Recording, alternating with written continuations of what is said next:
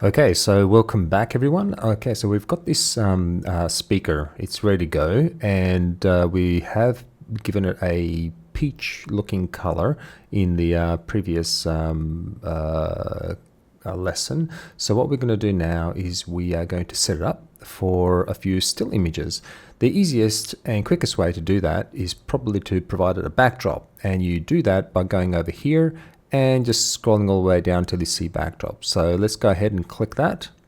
Okay, now as soon as we do that, we should get a backdrop. So let's go to the left side. We can keep the renderer open so you can actually see how it looks like while you're doing this. So hold Alt and left mouse button and just move it around a little bit, and you can see the backdrops there. Now that gives us this gray backdrop behind, which is great.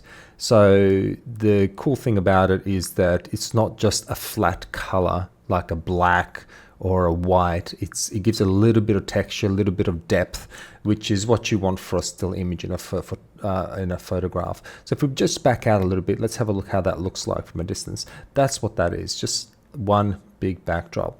Now we've got a plane here that's superimposing, so why don't we just reach out to that plane and just switch it off. So here it is, this is our plane. I'm just going to turn it off for the time being, so just have the backdrop. Now the backdrop is gray, it's white. We can change the color of the backdrop. So if we go ahead and change it, say, to a different color, so we can go over here, add material, go to material here, and now we've got this gray material. So if we go ahead and change that to something like paper, so it's a little bit less glossy, and we can go ahead and change the color to something a little bit more interesting, maybe a yellow, something like that. Oh, hang on, let's try it again. Something like a yellow color might be nice to look at. So now we've got this yellow material, so I'm just going to reach out, grab it, and dump it onto the backdrop. So you can see how the down arrow appears. So that just means that you're going to basically apply the material to that object. And here we go. See, now if I go a little bit closer up, so if I zoom in a little bit, so I'm just doing this not through the camera, I'm doing this through just the perspective view. The object's actually the other way around, but it does give you this nice yellow backdrop. It might be a little bit too intense and provide too much contrast with the object, so we can probably change that up a little bit. So let's see what we can do to make it a little bit less, a little bit more forgiving on the eyes. So let's go ahead and maybe soften that up a little bit. There we go. So it's just there. Okay, that works for me. So now what we can do is also group everything to do with this speaker into a group. So if I look on the right hand side, I have extras. So I've got the text. I can change that from Sonos to Tonos to Bonos, whatever I want. I have the subdivision, so these are the main objects, and I also have this null.compo. These are my lights and everything, so we don't want to collect that. But here on the bottom lights, we've got all these lights here and the top lights. So we've got all these groups here, so they're all under a null object. And we also have some extrude and subdivisions up here.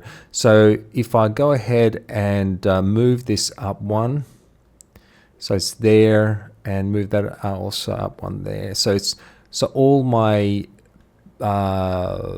my main parts there are all up here and not down here. So I've got a point light red. I don't know what that's doing there. Let me see. Oh, that's on top of the actual mic itself. So that's that light here. Okay. So it's kind of in no man's land. It's just sitting there. So I'm just going to go grab that and just place it here as well. There. That should not impact anything much. Let me just, there we go. Okay. So now what I'm going to do is I'm going to grab all of these items, all of them like that, and I'm going to go and hit Alt G. That should put it under all one group here like that. So I'm going to rename that as well. So a little bit of housekeeping. I'm going to rename this to peach speaker. That means that's my speaker, which is of that color. So that's all that is. And also at the same time, now that I have my peach speaker here, I am going to rotate it around so it's facing me. I could rotate the actual, the backdrop as well, rather than the speaker. But actually I might do that because my lights and my cameras are all placed in the position to basically highlight the speaker, but we can change that later on. It's not a big deal what you rotate, either the backdrop or the speaker itself. So what I'm going to do is I'm going to grab the backdrop and I'm just going to turn it around there. Okay, now I'm going to go to my camera and have a look at what my camera is looking at. If I go here to the render, I've got one camera, it's the RS camera. Okay, it's really, really close and it's looking at that. So now what I'm going to do is I am going to basically change this to my RS camera.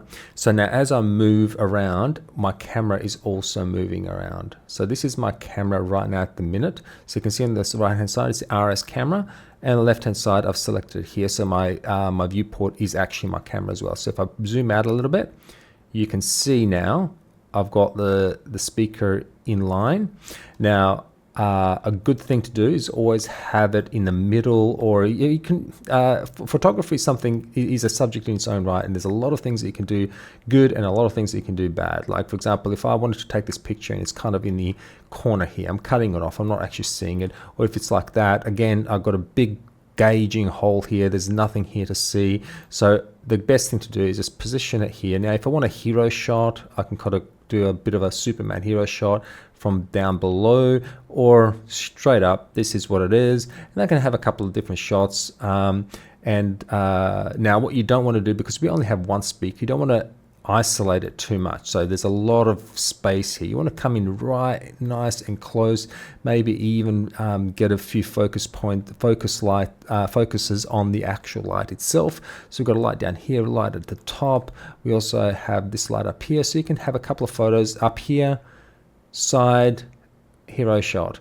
Okay, now the one thing I've noticed is my light is actually behind. So if I go back to my right hand side here, I'm going to just highlight all the lights and see which light is my key light. So let's just back out a bit. Here's my key light. My key light is over here, and it's kind of touching the actual the backdrop plane. So I'm just going to move that in a little bit. There we go. And notice how it's sort of casting this light shadow on the backdrop, so we don't want that. Firstly, the key light is facing the wrong way. So what I'm going to do is I'm going to grab it and place it elsewhere. So the best way to do that is to do that using the top view. So if I go to F5, and here's my top view, and I'm just going to zoom out here. Now, where is my key light? The yellow arrow. So if you're zooming out and you've already highlighted your key light on the right hand side, there's a little yellow arrow that tells you the object that you're after is sort of right there, and there it is. Okay, so this is where my key light is. Now I know that that's the front, right? So I'm going to go ahead and push it out that way, and I'm also going to rotate it so it's facing that direction. Okay, so it's facing the actual speaker, but I don't want it to be too front. I want it to be on a bit of an angle. So now I'm going to get out of this view, go back to F1. I'm still in the RS camera view mode, so I'm just going to zoom right in. And where is it? Okay, I can see that my key light has dropped down below, so I'm just going to reach it and place it up higher. There it is. Back it out a little bit more and go even higher. Oops. And rotate it down. There. Okay, now let's have a look.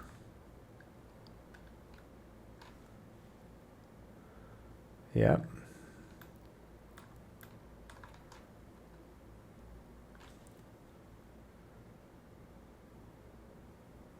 Okay, so there's a lot of intense light happening on this speaker at the minute. We can change that a little bit. So if I just drop it here, I'm currently in the key light selection on the right hand side, so I'm looking at the attributes. So if we go down to intensity, we can drop a little bit, and there, that's actually a good place to be. So that's fine. Okay, so now we've got that.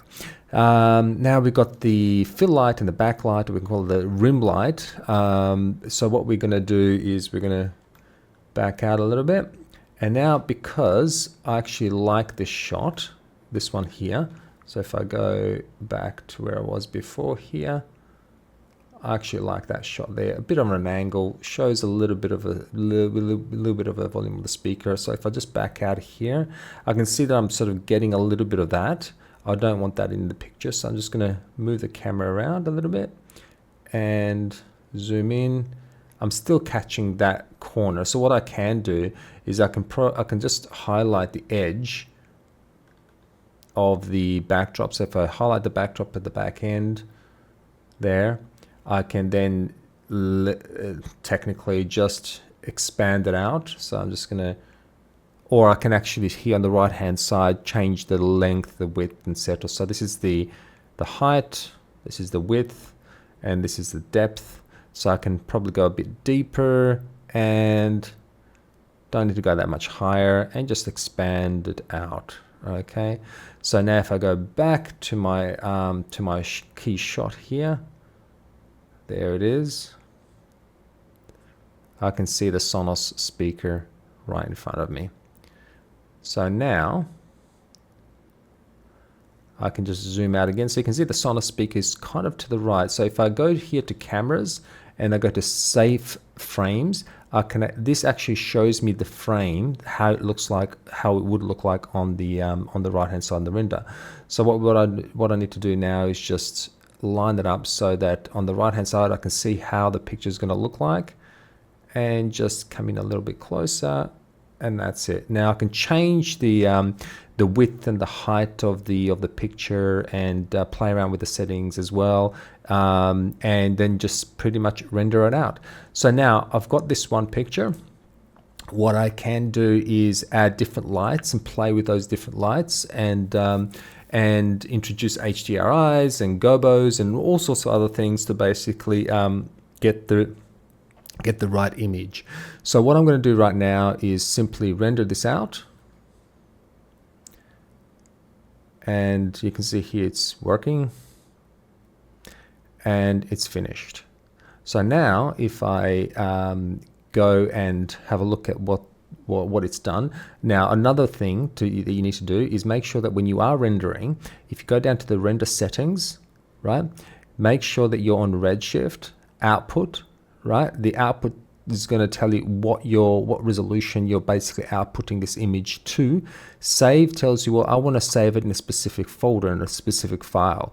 So you want to basically make sure that you are saving the right location. Now here's a little hint. So if you actually go to a specific location that you want to save it in, so if I go here, for example, and I wish to save it in a specific location, I can do something like this and find the location I wish to save it in. Let's create a directory. Now you can just type in anything you like here. For example, Peach speaker /01, and it's going to reflect here in the file location. Now on the right hand side, if you go to the end of that file, if you click this down arrow, you're going to get information like presets about what you want to name your image as. So you can say, okay, well, I want my image to have the name of the file. Fine. So let's remove that. So it's the name of the file. Next, you want to also have the, say, the camera, the name of the camera. Okay. Then you want to maybe also have the year, with two numbers showing, and you might want to also say, well, also I want to save the render settings, right? So there we go. Now, your format is very important, so you either want to go to TIFF or JPEG or EXR, which is very good when you're if you want more information and do more things with it. But what we're going to do for now is we're just going to render it as a JPEG, and that should be it. So when you do this, it saves it under My Render Settings, and it's going to pick those render settings up once you start rendering. Now, if we go here to Redshift, we can also nominate what kind of quality we want. We want low, medium, high. But this being a still image, you can go very high, and that's fine. So what that does is it's going to change the denoising a lot. So if you go to Advanced, you notice how now your threshold is 0.001. If you decrease that, and if you go, say, here back to basics and go to low, go back to advanced, you're going to see it's now higher number, 0.2. It means that you're allowing for more errors, less processing, let's call it that. So I'll rather just stick with the basics for now, go very high, and go back to here, and now you know where it's going to save the image, and we are going to basically go close this window again. And now if you go back up here, you got render to picture viewer. So if you go ahead and click that, now this is going to render whatever those settings that you've applied to, right? So basically it's going to render according to those settings. Now the fact that we gave it the information that we're using the Redshift renderer, it's going to use that. It's going to use those other settings as well, and it's very quick. It's just a very simple image, so it's rendered that very, very fast. So now this is just the picture viewer. So if I go ahead and open it in the location where I've saved it, I should see it there, and I'll just see if I can find it. And here it is. Here's my image, the way it was saved. Fantastic. Okay, so now what we can do is we can do a few more images. We can place the camera in different locations. We can play with the lighting. Now, one important thing to understand with the lighting is that you have three lights. You've got the key light, you got the rim light or backlight, and you got the fill light, right? So these different lights, they basically work together to give you the best outcome on your product. Usually the key light is something that you want to focus in on, and the backlight is there to basically show the edges or to give you more definition about what's happening on the sides. Now, given the fact that we have a very colorful backdrop, the backlight doesn't have to perform a significant function here. You got the fill light is there to basically highlight spots or areas that are a bit darker. Again, given that we have a pretty strong key light and a very highlighted backdrop light, we don't need that at this point in time. I will be doing another course on photography and how to utilize cameras and lights to get the best outcome. But for now, these are all the things that you need to know. Basically, we can have a key light, a fill light, and a backlight, or sometimes they call it key, fill, and rim. So these are the three lights that you normally use, and you hear a lot about those, the three lighting system that a lot of artists use. And now we just use one camera only. So you can add more cameras around, have hero shots, and do those kind of things. So just to recap, backdrop gives you that nice curved backdrop. You can change the render settings. So if you go to render, you go to render settings, and here you have the output, which gives you the resolution. So we can up the resolution however we want, right? So we can choose one of these resolutions. Save, it will tell you where to save it. And if you go back up here, go to render and go leave it as basic, you basically can nominate what settings do you want. Do you want a low resolution, so a low quality render settings, medium, high, or very high? Now all of that changes this particular value, which is the threshold. So that gets smaller and smaller and smaller the higher quality you want. So in essence, the smaller this value is, the better quality you have. And once you're done with that, you can close that, go back to render, and just hit render to picture viewer, and you should be able to see the outcome of what you've achieved once the render is complete. Now, another thing what we can do is, like I said, we can go to the left hand side, So let's just leave this camera here. Let's go back to default camera, and we can have a different camera. So we can place a camera over here on a bit of an angle there, like top angle. And once you find the position, you can then simply go over to Redshift, cameras, standard camera, and you just place a camera exactly where you are at that time. Now here on the right hand side, I'm just going to hit play again and change the view to camera 1. So this is the first camera, this is the second camera. Good idea is to basically name them, but for now we'll just leave it as it is. So if I just zoom in now, going to go to camera 2. So now my viewport is in camera 2. So I'm just going to zoom in a little bit. So now I've got this view here. So it's a bit more of a side view, but you can use this to showcase the top part of it. It's okay to cut it a little bit if you want, or if you like to just catch the whole thing from top to bottom, you can do that like this, right? Or you can do it on this side. So it's up to you, however you want to do that. So we can keep it like this for the time being. And there you have it. Okay, guys. And what I'm going to do here now is also play a little bit around with the camera settings. So now if you go here on the right hand side, the camera's up here. I'm going to go grab it and drag it into the null.combo or composition group. So I'm just going to jump it in here. Now on the right hand side, let's have a look at some of the camera settings. So what we have here is we have the focal length, and one important factor that I like to change, or things that I like to change around when I'm dealing with cameras, is to make sure that my ISO settings and my shutter speeds are correct. Now, normally, what you're going to have when you go to the optical settings, it gives you this EV only setting, which means that all of it, Redshift does all of the changes. All you have to do is just change this EV setting, right? I particularly don't like to do that. I like to go to filmic view, and from here I can adjust the ISO settings and also the shutter speed. Now the shutter speed is 60, so if I go and up this up, right? So if you go to say 100, right?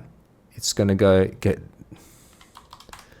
get dimmer and dimmer, right? So the higher this value, the less light is being captured, right? Now, if I go up to the ISO, and I can change the ISO, say, to 200, so now I've got control over the ISO, but I also can change the exposure using EV. So it gives you a little bit more functionality, more degrees of freedom to change things that you feel like you need to change. We can also add, now if we're using depth of field, etc., we can basically use this. So what we now need to do in order to fix this, if we go to depth of field, we basically can now select an object to be the depth of field focus. So if I go ahead and click this eyedrop icon, and I can just basically place it on, say, the text, right? Notice how that's changed straight away. So now what's happening is it's focusing on the text part of this particular model. So I can then change the aspect ratio of the depth and make a few additional changes here. So basically that gives you that depth of field look by changing it, by using this bokeh or bokeh option. Now if you don't want to use that, don't want to play with that, just turn it off and you're back here again. So this gives you that depth of field option. So if I go back here, right, if I now wherever this camera goes, it's always going to focus on the text spline, which is basically your Sonos logo, which is that, right? So you can move that around and it's always going to track that, and everything else is kind of blurry, right? So that's a good thing and a good option to know about. Okay, so once I'm done and I'm happy with what I've got here, I'm just going to zoom a bit out again. I can then just simply reach out again to the render settings, make sure they're still where I want them to be, go to save, and this time change the location or change the name, but the fact that I've included the camera name here, I don't have to. It's not going to override the previous one because I'm using a different camera now. So if I go back here and make sure that all my settings are exactly how I want them, I can then simply, yep, everything's fine. I can simply now go here. I'm in RS camera 1.1. So therefore it's going to basically use the RS camera 1 as the focus. And then I can just simply go ahead and click render. Okay. So now it's rendering that scene and it's saving it to the location that I have specified. And there it is.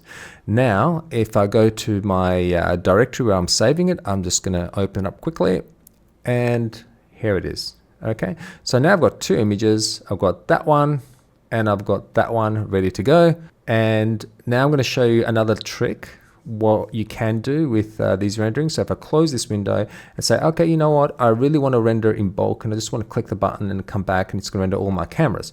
You go to render, you go to add render queue. Now let me just delete some of these old ones. Yeah, so I'm just going to remove these render queues because that's from my previous project. And what I'm going to do now is I'm just going to basically add render. Right now, you click each and every one of these, and now here you can specify which camera. So camera is the first camera, and the second one will be the second camera. So now here you can see which render is allocated what. So now here, now don't ignore this status error because I stopped an earlier render queue, so it's not going to matter. So now what I can do is I can basically specify the output file, etc. Now the fact is that I'm using the same camera numbers. It's going to override my particular images that I used before. So what I can do is just give it a different name and render it in that way. So this is a different way. Now once you're happy with the render queue, you can go ahead and click this button and it will basically do the rendering. So what I'm going to do for now is for the first one, I am going to give it a different number. I'm going to call it _1, and the second one I'm going to call that _2, and I'm going to hit the run. So once I do this, it's going to start working on the first file, and then once it's done, you're going to get an update status here, and then it's going to move straight away onto the next one. So we can, now you're not going to see the visuals of this, it's not going to show you that, right? But it's working in the background and it will show you when it's completed. Like the first one is completed now, and now it's working on the second one and that's in progress. Let's just wait until it's completed. Yep. Now they're both finished. So now I can go to my directory and have a look at them. And here are my 4 renders, the first batch, and this is the second batch. Done. So that's a way that you can do, like if you've got 5 or 6 cameras, you can do it all in one go, just render them all and they'll run beautifully, and you can just come back and just verify that that they're all being completed. Things to watch out on is things like these particular settings. So each and every one of these should have a different camera, right? And also you should know exactly where you're saving your items here through the output file. And you'll be collecting all the information, all the settings from the render settings. So it'll be collecting all this information. So you can add different types of settings here. So you can add a different one, say a new one, etc., and modify, have a low grade one, higher quality, 4K, etc. And you can do those changes quickly just through the output section, output tab, and modify them and just give them all sorts of names. And then you can come back up here to the render and to the render queue and just make sure that you're pointing to the correct render settings that appear here. And that's how you can do things in bulk. So I'm just going to go ahead and clear my render queue. And the other thing is that the render queues get saved. So they get saved and they're with you. So you can always rerun any jobs even after you close your CINEMA4D. You can come back and your render queue is still going to be there. So you can hit it up again and you'll just continue doing it that way. All right, guys, thank you very much. So that is how you can make changes to your lights, how you can position your